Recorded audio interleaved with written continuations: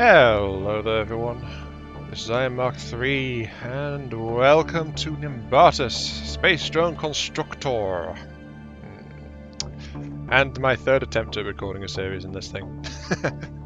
Well, hopefully I've got all the kinks worked out and I should be able to record better as a result of it, but that was kind of annoying. And I feel really stupid. Anyway, let's go and be stupid while building autonomous drones because that sounds like a great idea. Yes. Yes, welcome to Nimbatus. It hit full release recently, and that's what made me think of picking it up. And you basically build a drone and go harvest stuff and complete missions. That's basically what it boils down to. Okay, so let's see. YouTube Nimbatus. Hard mode, no tutorial. I mean, hard mode isn't too bad. 125% health, they do 50% more damage, so I do have to watch out for getting clobbered. And threat increases faster, plus my max health is only at 3, so yeah, it's not too bad dropping around these settings. Though easy is a significant downgrade in terms of a lot of the stats. Because, like, halves enemy health and damage. But yeah. I'll take it onto hard because I'm okay with that, and that's what I was trying to do for my original recording types. So yes, start as a game. Welcome. The desire to explore new territories is written deep down in the DNA of mankind, and so, after the conquest of vast oceans, people found a way up to the stars. The Russian satellite Sputnik in 1957, the manned moon landing of Apollo 11 in 1969. The colonization of Mars in 2071, and the first successful travel through a wormhole in 2120 were all crucial milestones in the history of space exploration. But none of these were as promising as what lies ahead of us. I admit, since I already recorded this, I know exactly what's going to happen, but words like this are just tempting fate, if I'm going to be honest. It's tempting fate. If you include anything like this in a briefing. Very much. The Nimbatus, the biggest mobile drone factory ever made, is finally ready to be sent out into space. With its one-of-a-kind hyperdrive and self-sustaining resource-gathering systems, it is able to leave the safe zone within seconds. By the way, I've often thought that if I was actually like living in a time where space travel and FTL was a thing, this is actually the kind of ship I would like, rather than like a battle cruiser or something really fast or stealthy or something. I'd actually prefer to have a factory ship that could produce support craft. So a mobile factory that can sustain itself, kind of like a carrier from the Homeworld series. So yeah, I can definitely get behind the concept of an Nimbatus because it is a very solid, self-reliant ship going out into the hostile vastness of deep space. It's a very smart idea. This is where you, Captain, come into play. You are tasked with commanding the Nimbatus and designing drones to explore the endless expanses of the universe, so that mankind may learn from your discoveries. It is time to introduce yourself. So, no pressure. Hi, I'm Mark III. I'm the best captain you could possibly get. I'm not going to mess up and be stupid about this, honest. I really mean it. I'm going to be great. I'm going to be fine. Yes. Okay, so yeah, we get 6 archetypes, I guess you could call them, which we choose, and this gives us our starting loadout and some bonuses for our playthrough. The heavyweight, former heavyweight boxing champion of Mars, you're used to taking a punch or two without getting knocked out. You join the Nimbatus program because a tough mission needs a tough captain. Your drone parts have double health, and you get bigger and stronger energy shields. You're also the only one that actually starts off with an energy shield too, so there is that. All the others don't actually start with that, and they have to find some as they go. So, yeah. The pilot. You used to steal the show at major air acrobatics tournaments and are looking for a new adventure. You applied instantly when you heard that the Nimbatus is carrying a unique hyper-warp drive. Well, gotta go faster. Plus 100% to thrust, so engines are twice as powerful. Improved afterburners, and batteries recharge faster when you're going above 200 meters per second. So, very much about making faster units, and they start off with some bigger fuel tanks and things as well. Miner. Formerly one of the best miners of the Corp, you started having stabs of conscience about their shady business. Yeah, there's some dystopian elements to this future. To work in the name of science and space exploration is just what you need. Plus 100% resource mining efficiency and improved drill collects resources. Yeah, so normal drills don't actually collect resources.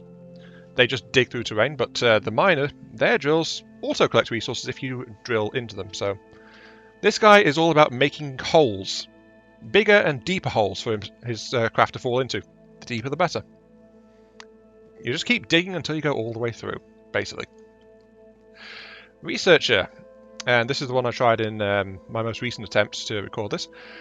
Having worked for many well-known military and scientific institutions, you are able to improve and modify all kinds of technology, making you an ideal candidate for the Nimbatus program. Batteries last longer and power thrusters. Researchable weapon technologies. This is a good one, and actually when I mentioned on Discord that I was having trouble recording, someone suggested I take the researcher for my run because of the ability to upgrade weapons. This is great because I can spend the rarer resource in the game to unlock a tech tree of upgrades for any weaponry that can accept an upgrade slot. So it lets me do that without having to depend on finding the upgrades first. I can just spend this resource instead. Also, batteries last longer and power thrusters. That means that the researcher doesn't actually need to use fuel for the engines. It's just like one localized resource on your drone instead of two. So, you know, can be useful, and it's very handy. Engineer. You first started building drones at the age of 5 and haven't stopped improving your engineering skills ever since. Constructing complex creations is now no problem for you, and you were quickly accepted into the inner circle of potential captains. Minus 50% deployment cost, so drones above a certain size, they cost more to deploy into a mission, and this cuts it in half. And wireless fuel, energy, and resource transfer. This in particular is quite a strong bonus, and it can avoid a lot of frustration, if I'm going to be honest. So that's why I'm planning to pick the engineer for this particular playthrough. So needs to use fuel, needs to use the batteries, but with wireless, that means that fuel, resources, and energy can get transferred around. I believe the resources can be auto transferred back to your ship's stockpile as soon as you collect it. Or maybe I need a sub-drone for that. I'm not sure. I've not actually tried it out, so we're going to find out. Though, as another thing, they also start with all logic parts and all sensor parts as well, so you get to a lot of the more advanced automation pieces from the get-go. And then lastly is one I'm not going to touch, the programmer. A peculiar creature, part biological, part mechanical. No one knows where you come from, or if you were ever human. But your advantages are obvious. You can build drones that are fully autonomous, and you can build a lot of them, only recommended for expert players in bright red text. And that's because of the drawbacks of this guy. So, look, unlimited amounts of all parts as starting items. Unlimited parts and no deploy cost, so you can make as big as you want. Wireless fuel, energy, and resource transfer, so same as the engineer. However, only autonomous drones, no manual control allowed. So, under normal circumstances, you fly your drones. The programmer literally can't do that. They have to build automatic drones for every task. And that's why I'm not going to touch it, because I am only just starting in this game, really. I am not that good.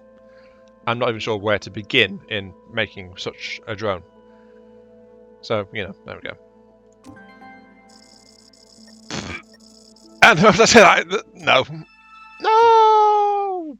Okay, I'll be right back. I didn't mean to do that. See? I'm not messing up at all. Okay, here we are again. I've selected the engineer. I'm going to be playing as the engineer. You saw nothing. Nothing. Nothing went wrong at all. It's an honour to have you on board. Fasten your seatbelt, the Nimbatus is ready for takeoff.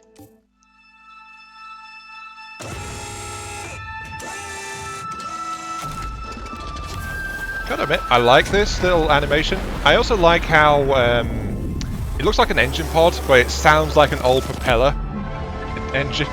So, yeah, that's a very old sound effect they had there. But look at this, we're in the black. Nimbatus is where it's meant to be.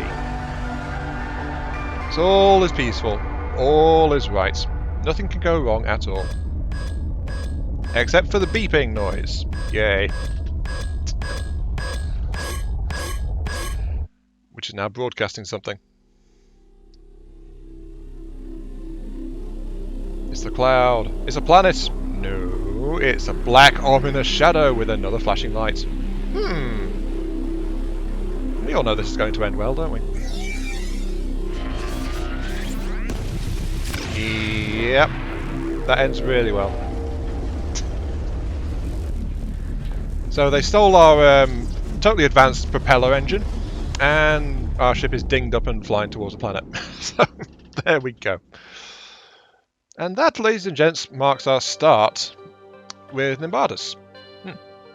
So we just got shot by the corporation. They nicked off with our hyperdrive, and we've lost a hull point because of that as well. Now, the way this works is the corporation is trying to hunt us down. So every move we do generates threat level. When that gets too high, the corporation comes in and hits us for another hull point of damage.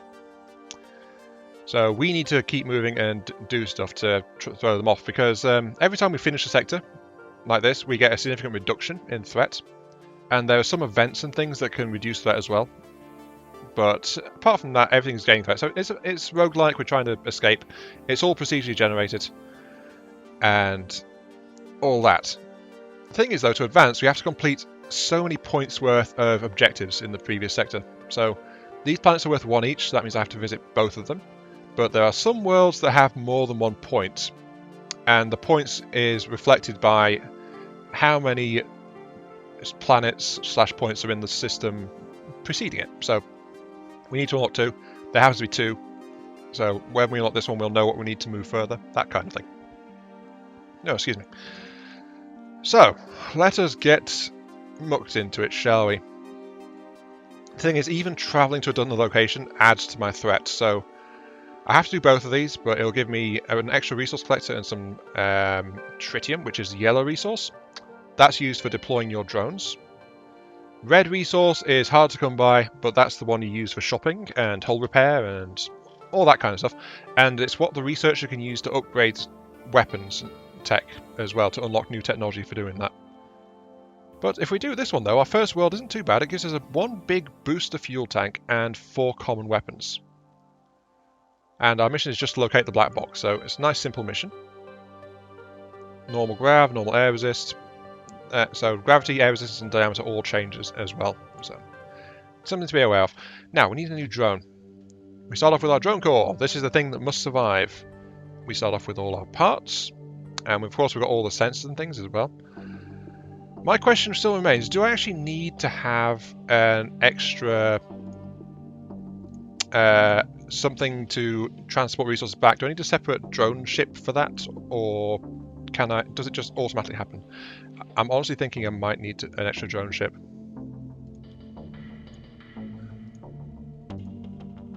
Anyway, let's keep going now. At least we've got plenty of small thrusters, so there is that.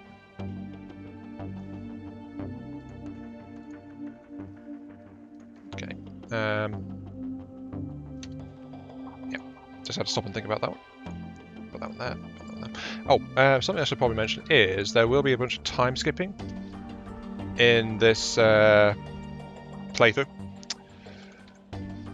But that is just to help with time and progression and stuff like that. I'm just showing this right now because we're at the start. We're just building up the first drone to deploy. So, you know, that kind of thing. Right there. And we'll put some weaponry in too. Because, of course, left mouse button for those, right mouse button for the resource collector. That's fine. We do have decouplers, heaters, coolers. We do need to include some fuel tanks and things. Let's double check our thrust though. 4, 8, 16, 18, 20, 32. So I use up to, well, 24 ideally. So that means I need 3 small fuel tanks to actually run this thing reliably. Oh, why are you connected there? Right. So yeah, I need 3 fuel tanks, and this thing uses... I don't know how much energy it uses, but it uses energy. So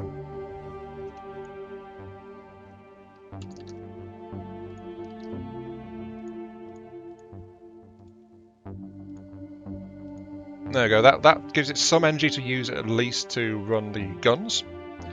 It also uses energy if I install a magnet, which some missions do actually require, or there is some benefit to using a magnet, so I will install that too. There is more thrust and things I could install on top of that, but did we get any actual blocks? What the heck are those? Programmable LEDs. Ooh. Audio parts. I didn't know some of those existed. Oh god, logic and sensors. Why did I decide to take this guy? Oh well, we've got this guy now, so... Anyway, this is our cute little starter guy, I guess we can call him. I'm just going to install some extra... couple of extra bits and pieces. The thing is, though, notice that my cost is actually starting to go up now. So it cost me 18 yellow to deploy this thing, because it's got extra parts number on it. But that should be adequate for my needs, so let's just do a quick test flight and see.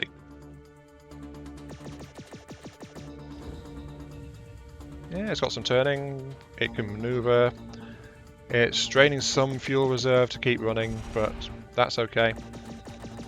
And energy reserves are draining.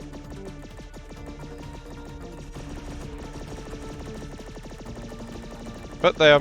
No, okay, sustained fire will drain my energy reserves, but this thing is bad on energy right now. I don't have many parts.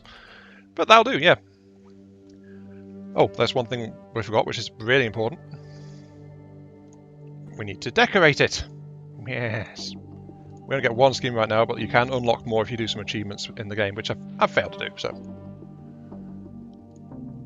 Let's do that on there. Maybe this... 9 degree. So yeah, just a little bit of prettification. So you can decorate your drones a little bit if you are so inclined. Yeah, that looks alright. Not too bad. And I want that visible so that I can actually see if it's filling up with resources or something. Parts with unsigned. It's probably that, isn't it? Yes. There we go. There we go. So, nice little drone. Let us launch and begin our first mission. Cost me 18, threat increases because I'm launching. Not as much as if I'd moved to the other planet, but if I fail a mission and relaunch, I'll have to do the threat again, and the planet will be in the state I left it, basically. Now then, I am hoping that it'll auto-transfer the resources, but I think I need to actually get a second resource container before I can allow that. We're going to find out, though. But for now, I just need to find the black box and do the thing. And I do that by circling around until I find something like... Oh, that's junk. Something to note with junk is... every piece of junk you take back to your resource container, which was the thing I spawned above. Why is that come back here, box? Every piece of junk I take back to the salvage container gives me 25 yellow, but that doesn't count how big the things are. So no matter what, a piece of junk is always 25, so it's not worth moving some of the big stuff. Oh jeez, it's a bee. Ah! Go away! Bees are little attack things that try to murder you with plasma beams of some kind. And they buzz, which is why I think they're called bees. But yeah, they can be a bit irritating. They're just a random thing you can find something in the box. Oh, locate the black box completed. Hooray! I don't actually need to take it back to the Nimbatus, so I could end here. However, something that's always a good idea is to try and gather resources. Plus I need to know if I can... what the deal is with my resource thing. So I need to actually search the rest of the planet and find out what's going on. And that's one of the things. You don't want to ignore resources in this thing. You are in a roguelike situation. Any resources you can gather is something that you could gather later. Like that is a red treasure box, actually. So I take it back. I think how much I bump it, every time it bumps it seems to be dropping some red resource. But if I can get it back to my collection dumpster, it'll reward me with some red. So it's a good idea to try and retrieve things when you can. There we go, 25 red. That's actually pretty hard to come by. But what I'm curious about is passages, because there doesn't seem to be any real resources, as far as I can tell, like proper resource deposits. Oh, that's another red box. Okay. Come on. I need to install reverse thrusters on this thing, actually. That is probably going to be useful. But you never know when your drone's going to get stuck. That's the thing.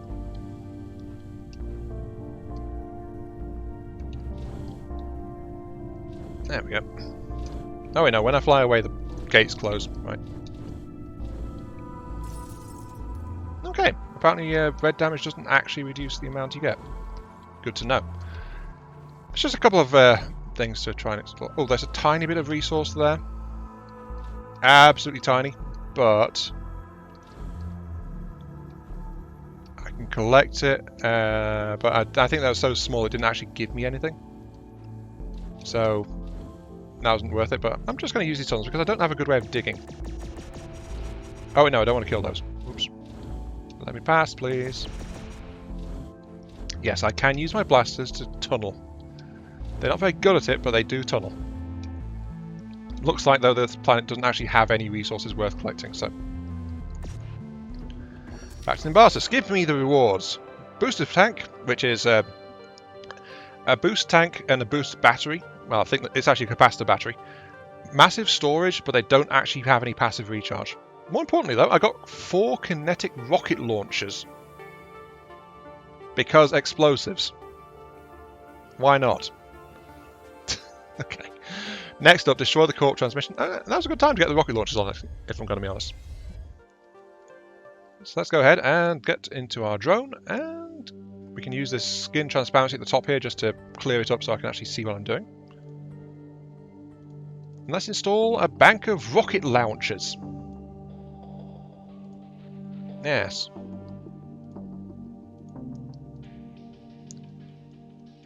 Because the blasters are good and all, but they aren't going to be perfect. So, you know, need rocket launchers. And I'm going to set these guys to right mouse. Just because that seems like a really safe thing to do. And these things will probably chew through my energy in no time flat. Let's also include, like, a couple of reverse thrusters too. So I'm making a bigger, more expensive drone, but it has more function, and especially in combat, which is a good idea here because I'm actually going on an offensive type mission now. There we go. Let's test this and see how severe it is.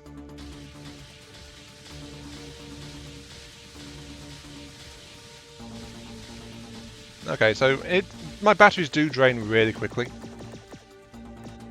That's something to be aware of. Let's add a couple more batteries. I really need to find the bigger pieces sooner rather than later if I'm going to be doing something like that. Okay, that'll do. Let's go in and complete our second mission, which is destroy the corp transmitter. We get some tritium and the resource collector. Bigger resource collector. Well, we don't really need an extra resource collector right now, but it's good to have because as our drone gets bigger, you know, it might be hard because the resource gatherer actually has a limited range on it. Oh, also something to note, by the way, resources, if they're in your drone storage tank and not in that dumpster, if you end the mission, they don't get collected. They're counted as just destroyed. Oh, that's a heated up piece of metal. I don't want to touch that. Heat transmits. Okay, let's keep on going.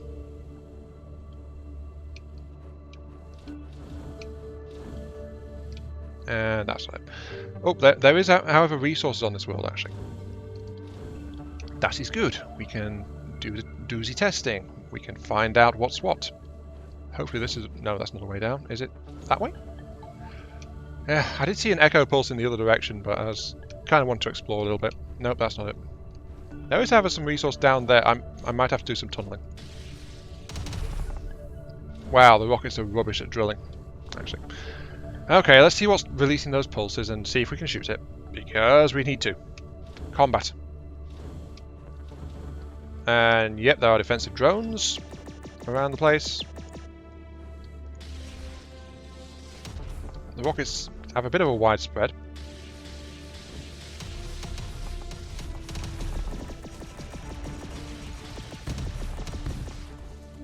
These rockets are actually pretty effective. Right. And yeah, look, defensive guns and all that stuff. Yep, rockets are very good burst damage. Honestly, this is my first time using the rockets, so I'm kind of pleasantly surprised by them. However, their accuracy sucks at any kind of range. So I guess like having a bombing run style thing is probably a good idea.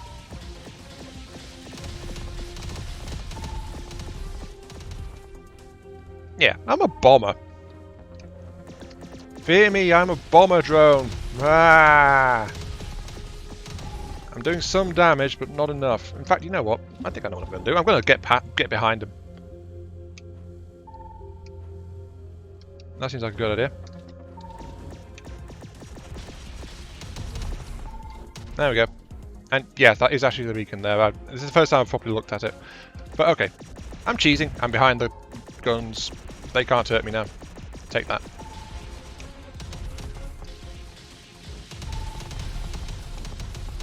Yeah, if only it wasn't for that scatter. Oh well.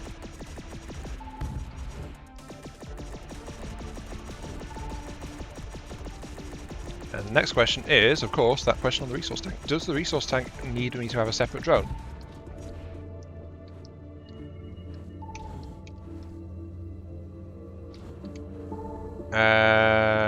Sadly, it seems like it does. Darn. Yeah, because my resource tank is filling up, so yeah, I do need a drone to leave behind, which will let me just auto-deposit resources. Thing is, though, I took the miner because... Sorry, not the miner, the engineer. Because something that was really slowing down that last attempt with the researcher was just like having to stop and gather all the resources and stuff. So that was actually a huge time sink going on there.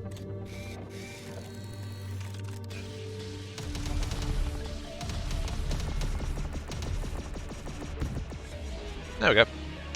So huge time sink because I had to go around and find all the resources and then haul them back to my mothership.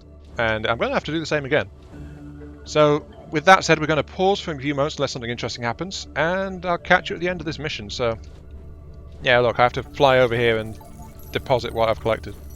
See? And I have to do this for everything that I care to take with me. Don't mind me, I'm just mining with cannons, because I don't have anything else. That's a good reason, right? Well, it's good enough for me at any rate.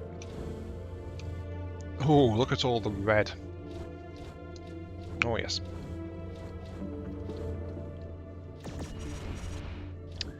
You know what? I take it back. The rocket launchers are pretty good for digging. I mean, look at this. Let me through, you stupid piece of rock! Let me through, I say! It actually works quite well if I'm close. Oop. There's just one last bit that I need to check up on though. Because I've not quite reached the core of the planet.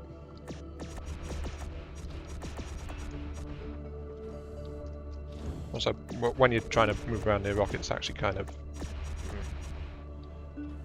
can be a bit of a problem. Gotta admit, I think this is a bit like drilling in style. Oh, my batteries have run out. Never mind, this is drilling very slowly. And it looks like it wasn't for anything either. Yeah, we're all done.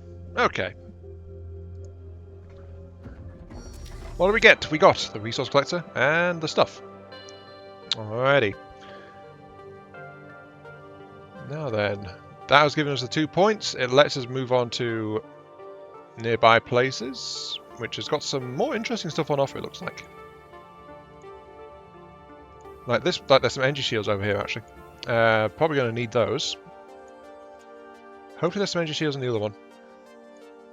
Let's see. Coolers. Ooh, big battery. That can help reduce our part count. Hollow block. Heaters, a shop and a garage. The big battery I think is tempting over here, and along with the fact it comes with some extra thrusters. Though, honestly, over here, the fact that we can get our hands on some small shields is quite important. I'll think about it. But I'm afraid that's also the end of this part. This has been Mark 3. Thank you all very much for watching. Hope you guys are enjoying the show. And I'll catch you all some other time. Yes. See you all later.